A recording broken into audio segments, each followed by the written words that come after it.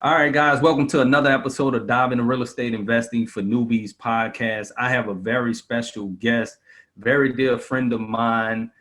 He's been in real estate for several years, and mainly he started from small beginnings. And now where he's at now, man, I'm just excited for what he has to share today with the audience. And first, I just want to say me and Coach Pat Martin, we are not attorneys and we're not acting as attorneys. So the things that we may share, please consult with your own local attorney in your own state, in your own city. So I'd like to welcome Coach Pat Martin. Thank you for being on the podcast today.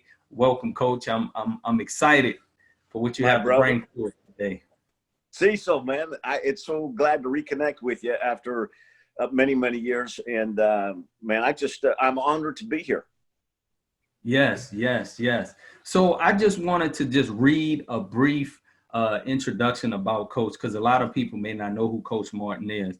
Now, Coach Martin, when he got into real estate, Coach will probably tell his story. He was dead broke.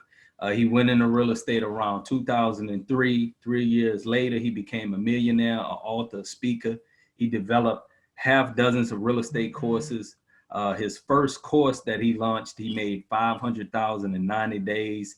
And then he began speaking across the nation, from New York City to San Diego, many places in the largest real estate platforms, even with Ron Legrand and Preston Ely, all those guys. So, Coach, can you tell us a little bit about how did you get to where you are? Why did you get into real estate, and how has it just impacted your life? Well, first, man, you did your homework, brother. And yeah, I forgot some of that stuff. But why did I get in real estate? Because I got tired of being three things: broke, busted, and disgusted. I was a pastor, and in the ministry, you don't make a lot of money. And right. At least in my positions. And, we were just making ends meet. Matter of fact, I was working for the church full time.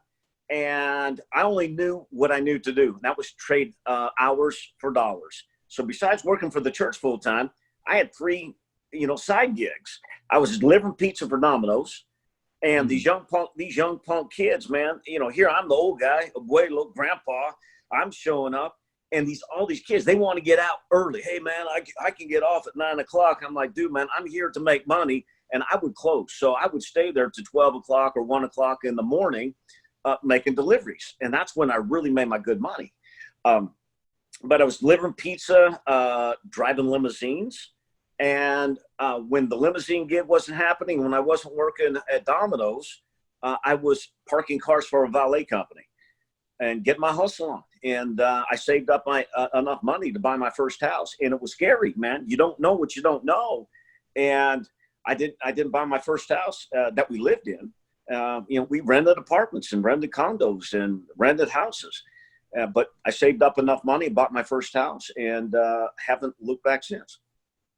Wow. So you worked all those jobs. Did you have any time to sleep? I know you probably had family, and at that time, man, like you said, a lot of us, we trade hours for dollars. Did that get to a point where you just got frustrated with it, and that made you kind of click? And then you was a pastor too. I mean, working in the ministry. How did you even balance all of that? That had been kind of tough, huh? Well, it was tough, but when you have a passion and a goal, you got your eyes set on that goal, and it was for a season. And, Domino's gave me a pizza, if I closed, the manager gave me a pizza to take home.